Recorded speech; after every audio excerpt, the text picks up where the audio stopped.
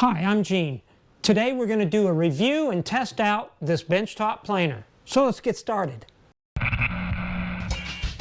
I'm a newbie to planers. Oh, no, don't get me wrong. I have wanted a planer for a long time, but it really wasn't working out for me when I was working out of my tiny little garage shop. But now that I've moved in here, I've had more opportunity and I've been looking at a lot of them. And when FindBuyTool offered to send me this, I jumped at it. This thing is beautiful. It's well built. It weighs about 70 pounds, so it's not light by any means. Some of the basics is it's a 13-inch wide planer, which is great because most of your dimensional lumber, 12 inches is about your maximum width. So this is going to work out great for that. Also is a 15 amp. Now what's great is that this planer came with what's called a helical spiral head. Helical.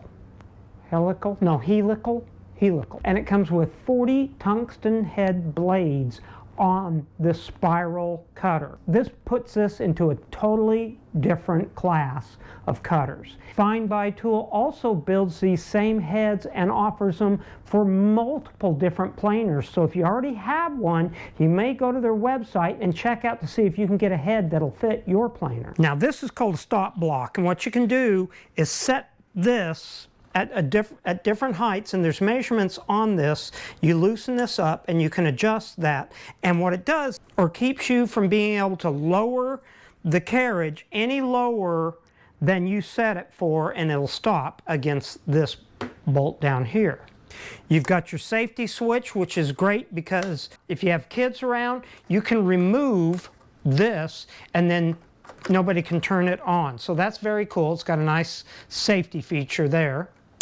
This is your reset in case you overload on it. And I've noticed you've got easy access to the brushes over here if you ever have to replace those. Here alongside is your carriage depth gauge, so you can see how far down this is coming or coming up. And it actually, I'm amazed, this thing is very smooth feeling. The planer also comes with a unique lock lever, which helps that when you've set the planer down to its depth, you can lock that down and vibration can't make it move. Now new on this planer, and I've seen some other videos on it, but brand new on this particular planer now is a depth gauge. This was not on their original version, but they've upgraded it after hearing suggestions from so many YouTube customers. Now let's look at setting this up. It came with a box of a few parts, but very few to put on. So here we go. So it comes with a few pieces that you're going to have to assemble. This is the sawdust extractor, which will mount on. The crank for setting the depth. An adapter for the dust collector. 2 tools for putting it together. And it came with some replacement blades should you need those later. Oh, and of course, a full set of instructions.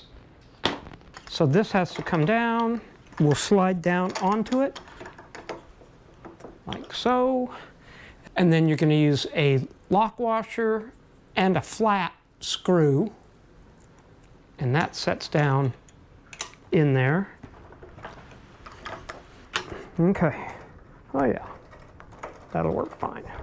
So on the other side of this, the dust collector basically clips onto the top, like so, and then sets in, clicks down here with a couple of screws. But also, I'm noticing you've got a adapter for different size vacuum hoses, and I'm definitely going to need that. But something to keep in mind, I noticed the screw that holds that in is going to be facing against that, and you're not going to be able to get to it. So I'm going to add this in right now.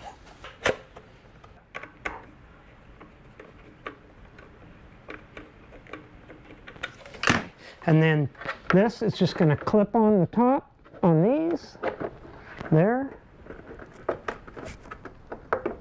and there.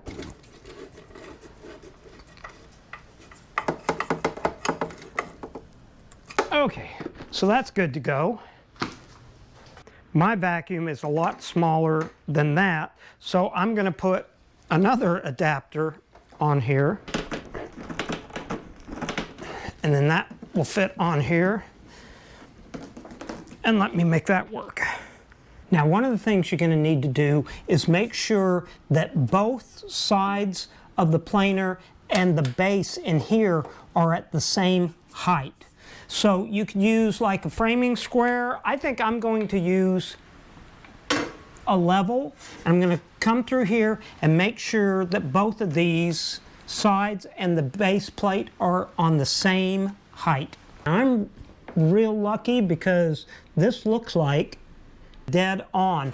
But if you do need to make any adjustments, you just pull that up, and these bolts right here and right here, and it's the same thing on the other side, these bolts can be adjusted up and down to adjust the height of this table. Now eventually I'm going to want to bolt it down to a bench, but not this per se bench.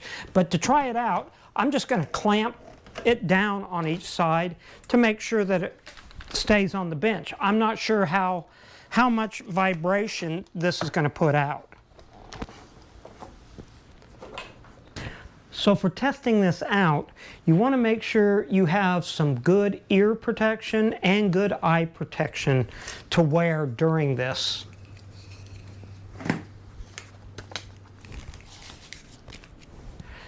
Now I've got several different materials I want to try out with this, so we'll do a few different variations of it and see how it does. I'm going to start out with a piece of 3/4 inch basswood and run that through, and I'll just kind of put a little squiggle mark on it so that I can see how much it's actually removing.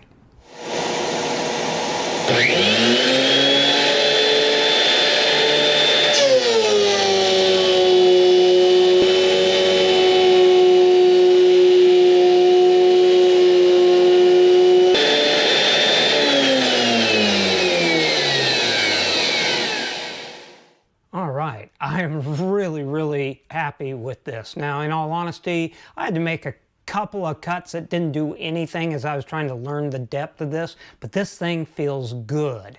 I mean, no sanding needed on that. I want to try out something else now. So I think my next thing is going to be a rough sawn cedar fence post. Now, this is a lot softer wood, and let's see how well this runs through.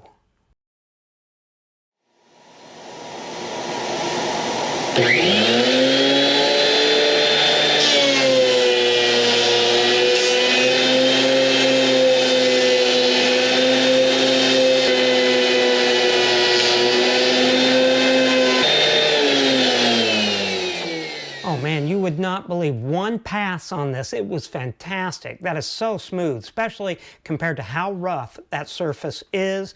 One pass, and I know it's soft wood, but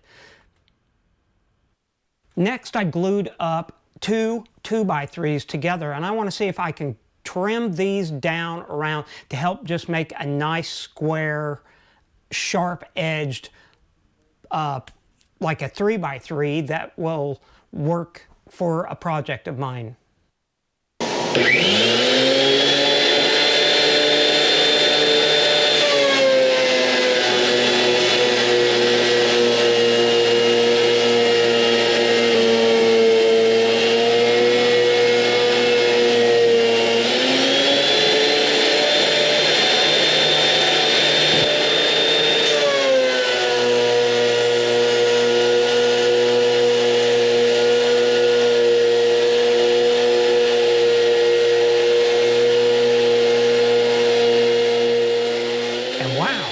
Looks like it did a fantastic job.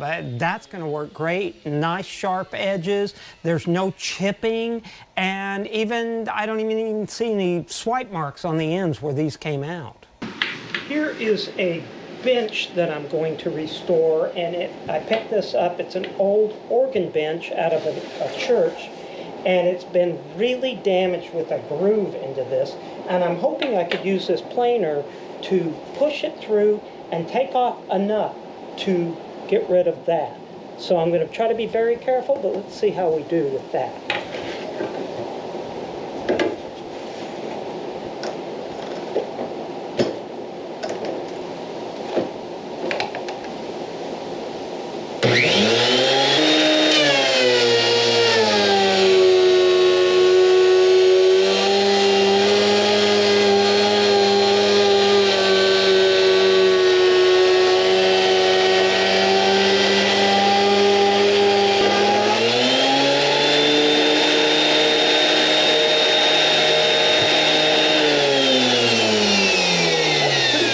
Okay, I have to say, it ran flawlessly. Any mistakes were me, not the machine. I popped the breaker one time, but it dawned on me I was running the vacuum, the refrigerator, there's a coffee maker, this, and all the lights, and I don't know how many other things on that one breaker.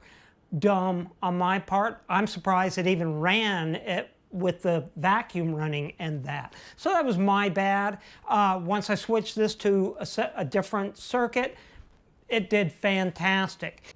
I was so impressed with how well it did, like bringing down things like these 2x3s to help make like a 3x3 post out of that. What it did on cedar, you can even imagine. But to be honest with you, for me, I do a lot of work with cedar fencing, and I did a video on a project where I spent, I don't know how many hours, just belt sanding down the cedar to get it to where it was not even as good as that, which that was within seconds. The birchwood, man, that took that down beautiful. No snipes, it just was clean. This antique bench, this thing is warped, and so I got a snipe on one end, which I can get that out. It's not even bad. You can't even hardly see it, but I want to sand that. But I mean, what it did, how it did with this is amazing to me. And like I say, that material is warped. Wanting to get something like this for a long time, this thing is just fantastic. It is truly a workhorse. It's still small enough that I can move it around and I can store it. That's going to be great. The sawdust, it threw quite a bit of sawdust, but I kind of expected that because the vacuum I was using was underpowered, you know, using that little 1.5-inch hose versus actually using a vacuum system that has like a 4-inch hose. So I'm going to be looking to upgrade that very soon. The gauge works fantastic. The stop block is a really good tool. The depth gauge here for the cutter itself works fantastic. The crank, it's very smooth in how that operates, and it just really did a great job. It has one speed, but with those spiral heads on this thing, it doesn't need multiple speeds. It's all in how you just adjust what you're cutting in your depths. Now, obviously, if you're cutting hardwood, you want to take out less than if you're cutting something like that cedar. Man, you can fly through that. So I am so impressed with this, and this thing is going to be a workhorse in my shop. Oh, also, there's a link in the description below to this product if you're interested in it, or you might want to check out FindBuyTool.com and check out not only the planer itself, but if you have a planer and you're interested in buying one of those helical spiral heads for it, those are also listed in there too, and that may be a great way to go too. Hey, thanks again for watching, and if you have any comments or suggestions, put them in the comment section down below. In the meantime, I'll see you soon.